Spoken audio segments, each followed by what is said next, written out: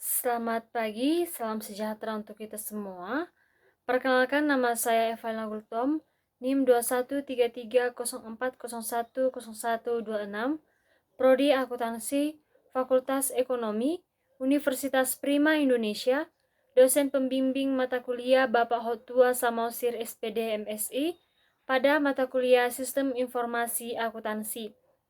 Baik, di video ini saya akan mempresentasikan tentang topik pertemuan yang terakhir atau yang ke-15 dengan judul besar Sistem Akuntansi Aset Tetap. Di topik yang ke-15 ini terdapat 6 pokok pembahasan. Yang pertama yaitu dokumen yang digunakan, kedua catatan akuntansi, 3 fungsi yang terkait, 4 jaringan subsistem, 5 unsur pengendalian intern, dan yang keenam yaitu rangkuman. Di topik yang pertama, di pokok pembahasan yang pertama yaitu dengan judul dokumen yang digunakan. Dokumen yang digunakan untuk merekam data transaksi yang mengubah harga pokok aset tetap dan akumulasi depresiasi aset tetap yang bersangkutan adalah 1. Surat permintaan otorisasi investasi. Karena investasi dalam aset tetap biasanya meliputi jumlah rupiah yang relatif besar dan mencakup keterkaitan dana jangka waktu panjang, maka pengendalian aset tetap dilakukan melalui perencanaan yang matang. 2. Surat permintaan reparasi, yaitu dokumen ini berfungsi sebagai perintah dilakukannya reparasi yang merupakan pengeluaran modal. Yang ketiga, surat permintaan transfer aset tetap. Dokumen ini berfungsi sebagai permintaan dan pemberian otorisasi transfer aset tetap. Yang keempat, surat permintaan penghentian aset tetap. Dokumen ini berfungsi sebagai permintaan dan pemberian otorisasi penghentian pemakaian aset tetap. 5. Surat perintah kerja berfungsi sebagai perintah dilaksanakannya pekerjaan tertentu mengenai aset tetap dan sebagai catatan yang dipakai untuk mengumpulkan biaya pembuatan aset tetap. 6. Surat order pembelian diterbitkan oleh fungsi pembelian yang merupakan surat untuk memesan aset tetap kepada pemasok. 7. Laporan penerimaan barang diterbitkan oleh fungsi penerimaan setelah fungsi ini melakukan pemeriksaan kuantitas, mutu, dan spesifikasi aset tetap yang diterima oleh pemasok. 8. Faktur dari pemasok. Dokumen ini merupakan tagihan dari pemasok untuk aset tetap yang dibeli. 9. Bukti kas keluar. Dokumen ini merupakan perintah pengeluaran kas yang dibuat oleh fungsi akuntansi setelah dokumen surat permintaan otorisasi investasi, surat order pembelian, laporan penerimaan barang, dan faktur dari pemasok diterima dan diperiksa oleh fungsi tersebut. 10. Daftar depresiasi aset tetap berisi jumlah biaya depresiasi aset tetap yang dibebankan dalam periode akuntansi tertentu. 11. Bukti memorial digunakan sebagai dokumen sumber untuk pencatatan transaksi depresiasi aset tetap, harga pokok aset tetap yang telah selesai dibangun, pemberhentian pemakaian aset tetap, dan pengeluaran modal. Pokok pembahasan yang kedua dengan judul catatan akuntansi. Yang pertama yaitu kartu aset tetap. Catatan akuntansi ini merupakan buku pembantu aset tetap yang digunakan untuk mencatat data yang bersangkutan dengan aset tetap tertentu. Yang kedua, jurnal umum.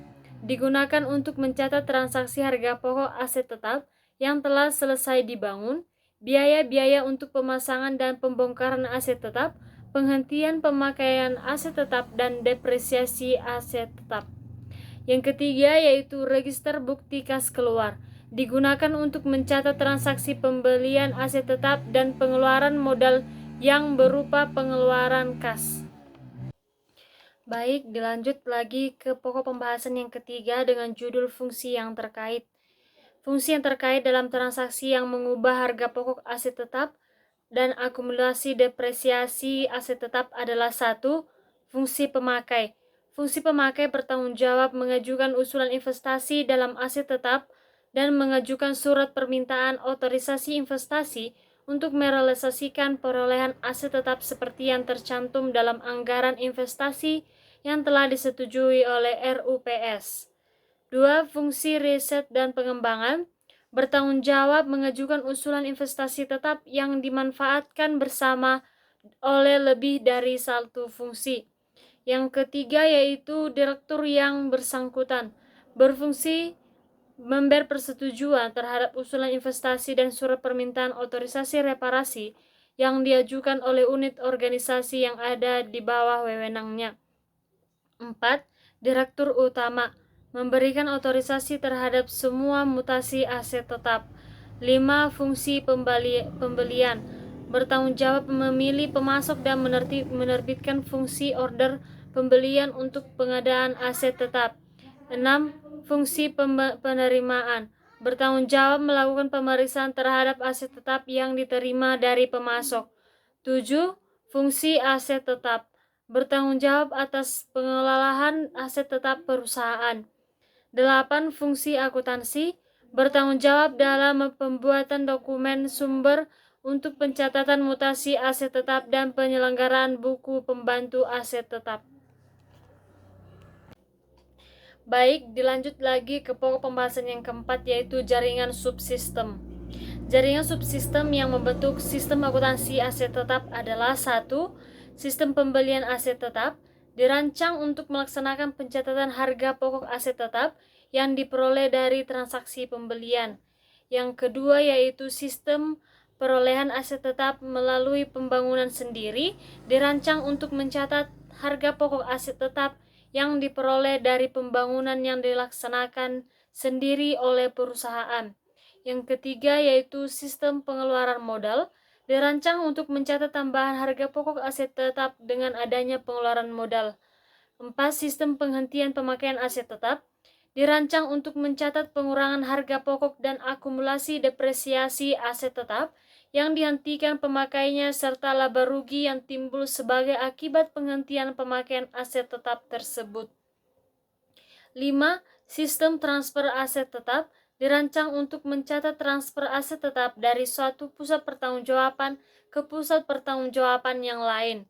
6. Sistem revaluasi aset tetap dirancang untuk mencatat transaksi penilaian kembali aset tetap. Dokumen sumber yang dipakai sebagai dasar pencatatan adalah bukti memorial. 7. Sistem akuntansi depresiasi aset tetap dirancang untuk mencatat biaya depresiasi aset tetap. Dokumen sumber yang dipakai sebagai dasar pencatatan adalah bukti memorial. Lanjut lagi ke pokok pembahasan yang kelima dengan judul unsur pengendalian intern. Organisasi. Pemakaian aset tetap harus dilaksanakan oleh lebih lanjut organisasi yang bekerja sama secara independen untuk menciptakan pengecekan intern dalam sistem setiap transaksi yang mengubah aset tetap. Unit organisasi dibentuk sedemikian rupa sehingga tidak ada satupun transaksi yang mengubah aset tetap yang dilaksanakan secara penuh oleh salah satu unit organisasi saja. Dilanjut lagi ke sistem otorisasi. Anggaran investasi diotorisasi oleh RUPS karena investasi dalam aset tetap meliputi jumlah rupiah yang besar dan menyebabkan keterikatan dana dalam jangka waktu lama, maka penggunaan anggaran investasi merupakan sarana yang baik sebagai alat pengendalian investasi dalam aset tetap. Surat permintaan otorisasi investasi diotorisasi oleh direktur yang bersangkutan. Setiap realisasi investasi yang tercantum dalam anggaran investasi harus mendapatkan persetujuan dari direktur yang bersangkutan. Surat permintaan otorisasi reparasi diotorisasi oleh direktur utama. Surat otorisasi reparasi berisi persetujuan dilaksanakannya pengeluaran modal harus mendapat otorisasi oleh direktur utama. Surat perintah kerja diotorisasi oleh kepada departemen yang bersangkutan.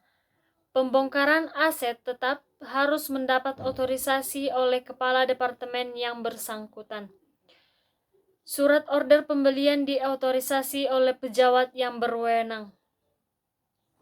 Jika jumlah harga beli aset tetap tinggi, otorisasi surat order pembelian berada di tangan direktur utama.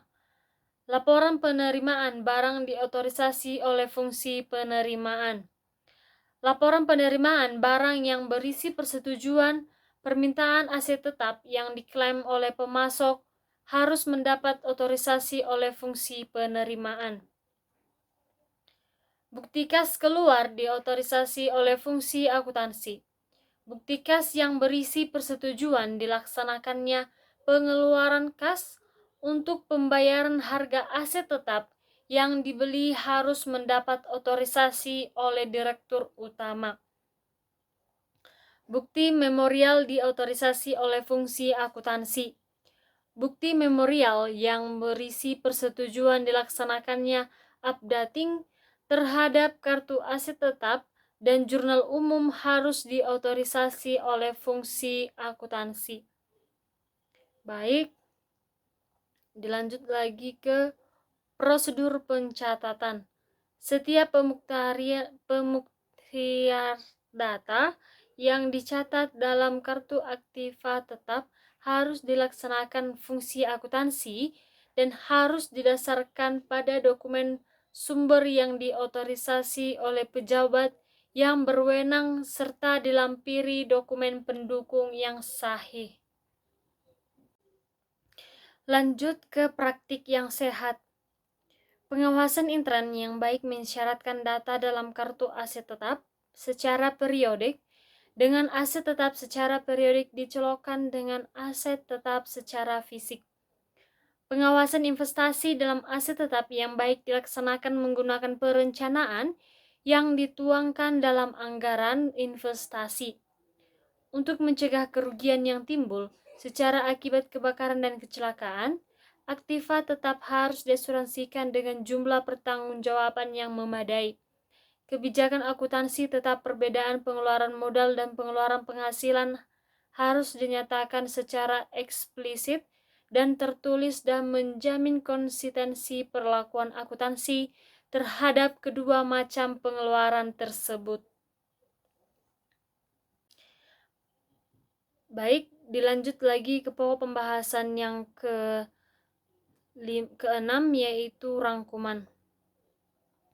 Dokumen yang digunakan untuk merekam data transaksi yang mengubah harga pokok aset tetap dan akumulasi aset tetap yang bersangkutan adalah surat permintaan otorisasi investasi, surat permintaan reparasi, surat permintaan transfer aset tetap, surat permintaan penghentian aset tetap, surat perintah kerja, dan lain sebagainya.